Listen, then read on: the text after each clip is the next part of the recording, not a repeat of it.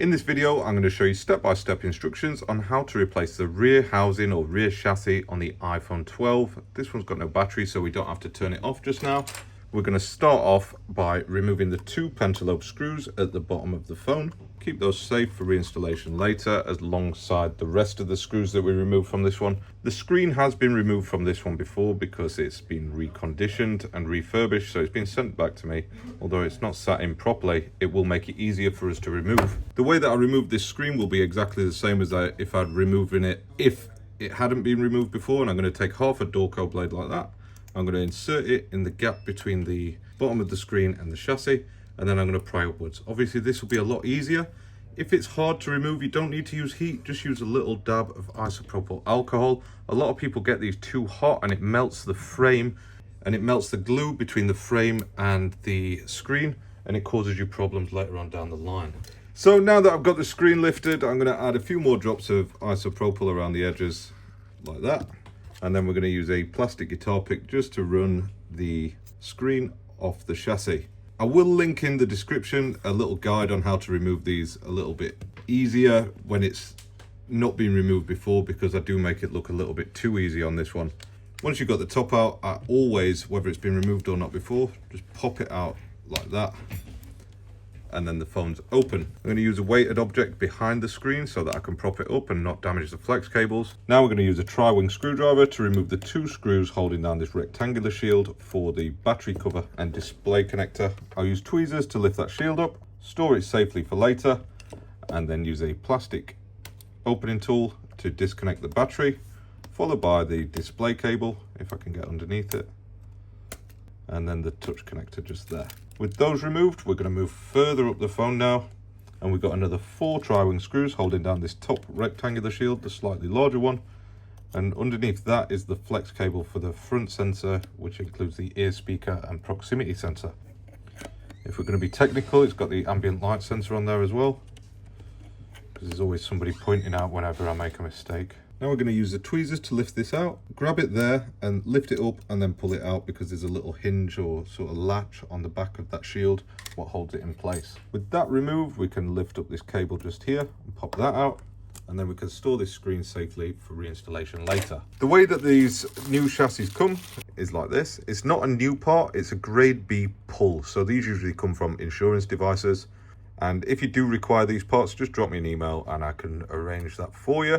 But as you can see, it's got the loudspeaker, Taptic engine, bottom microphones, charging port, flash sensor, flash and microphone on the back, as well as these various antennas and other sensors, including the buttons.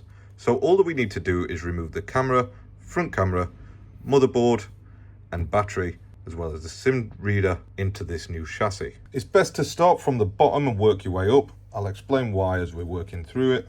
So starting off, we've got the SIM reader that needs to be installed. Whenever I remove a screw, I'm going to lay it out in a way that I remember where it goes at the end of the repair.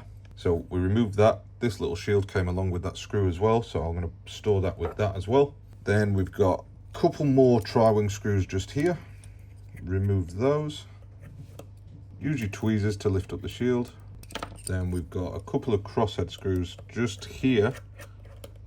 And there's one more hiding. It's sometimes under a piece of tape. Actually, that's a tri-wing screw that we're going to remove from just here like that. Now I'll use the spudger to disconnect this little flex cable here. And then we've got one standoff screw that needs to be removed on the bottom right of the SIM reader. Just remember, as you're going through this, to keep your screws nice and organized. Whilst I'm working up the device, I'm going to disconnect these 2 flex cables here.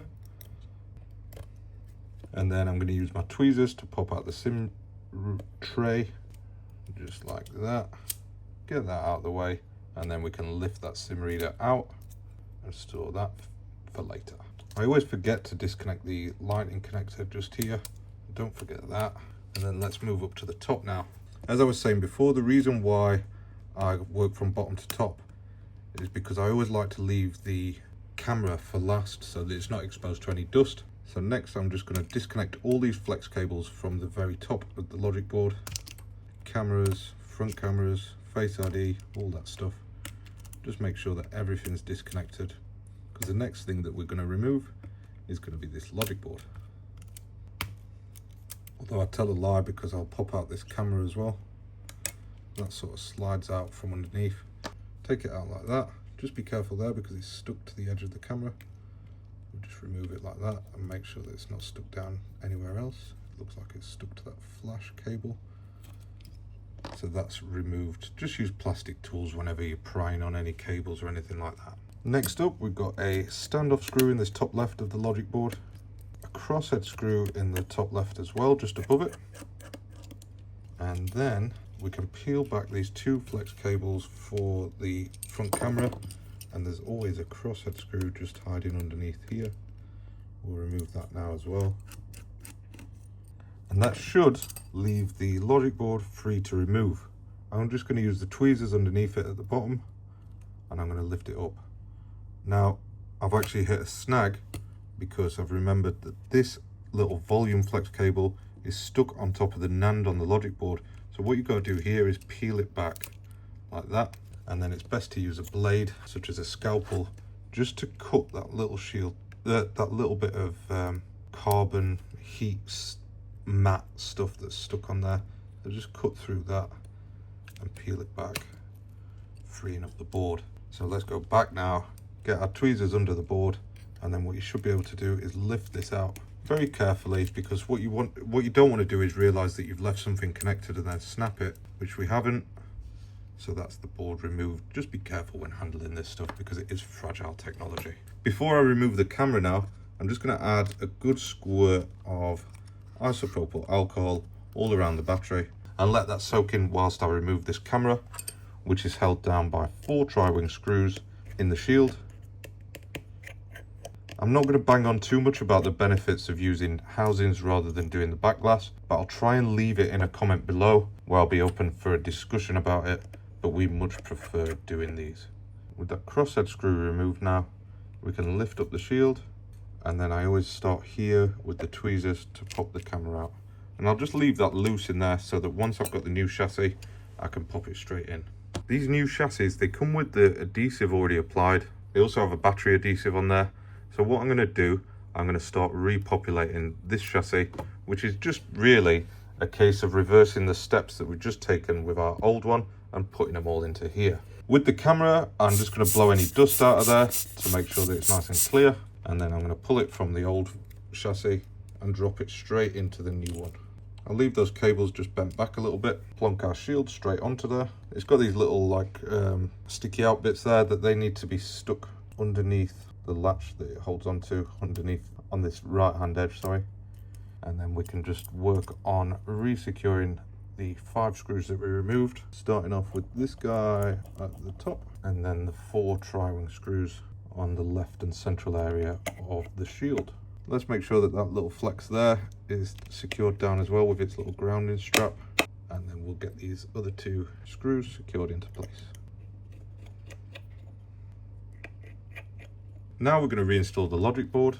I'll just peel back this little bit of cable there, and then I'm going to sort of slide it under those flex cables for the camera, flash and Wi-Fi antenna, and I'll just make sure that it all lines up and there's no cables hiding underneath like there is just here. And then we're going to go start at the top. We've got a very long crosshead screw that holds the logic board down. Reconnect the 2 camera flexes. Then we'll go to the top left where we've got a small crosshead screw there. I'm just going to reattach the volume flex cable there. You can see that tape's been removed from that one. It doesn't affect anything. The effects on it are actually negligible. Standoff screw top left. And then we've got our front camera and face ID sensor that we're going to drop into place. It sort of slides in there, goes under there. That flex cable needs to tie around that. And then hiding underneath is 1 flex, this one at the top, and this one here. That should be secured down now. If it's got a bit of tape on the back still, then I'll just make sure it's pushed against that camera frame. And then finally we've got this guy that wanted reattaching for that antenna. Don't worry that there's a missing one there, that's on the back of the screen, don't forget. We can reattach the charging port cable, followed by the, I think that's an antenna on what connects on there, mostly antenna stuff because power goes in this one. Make sure that the vibration motor is connected, and then I'm going to offer up our SIM tray, try and line it up without bending it and breaking it. Oops. Reconnect it just there. There's one standoff screw at the bottom here that needs to be installed. Then we can pop the shield on top of it. Just note which way the grounding screw sticks on there. And resecure the two tri-wing screws. There's a small tri-wing screw just here.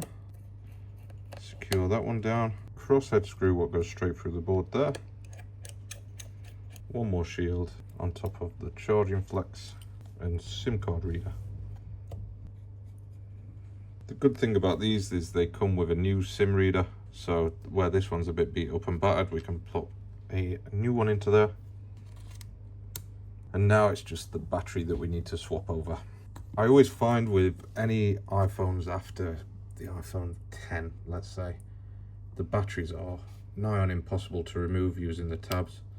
So it's easier just to soak them in alcohol for 5 minutes or 10 minutes and pop them out just using a guitar pick.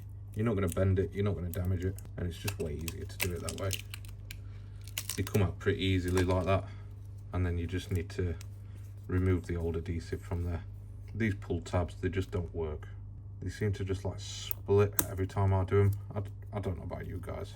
Somebody who's watching this might do some batteries on these regular and give me a really good way of doing it, but for now, a bit of alcohol and the cry of shame.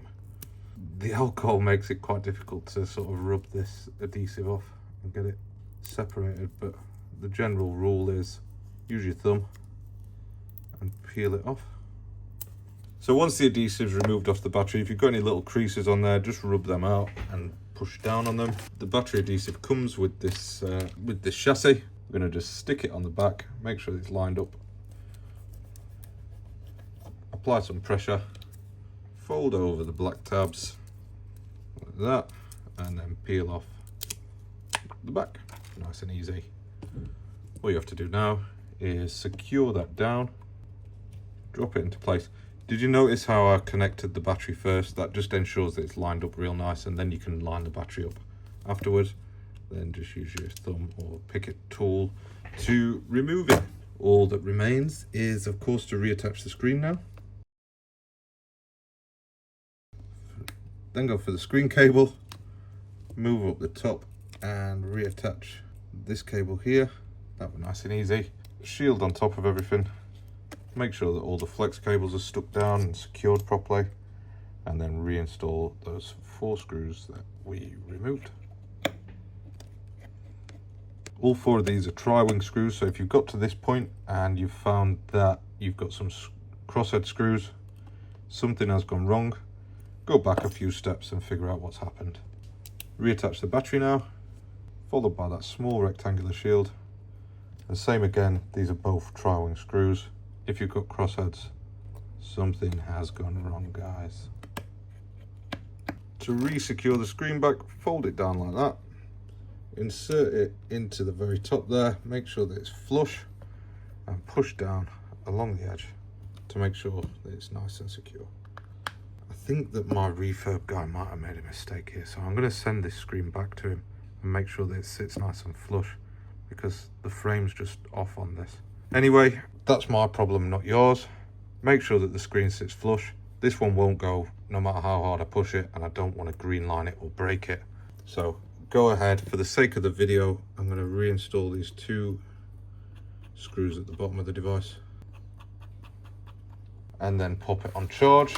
Do a very thorough check of functionality using an app like M360 to make sure that everything works as it should, and that is repair complete. Thank you for watching, and see you in the next video.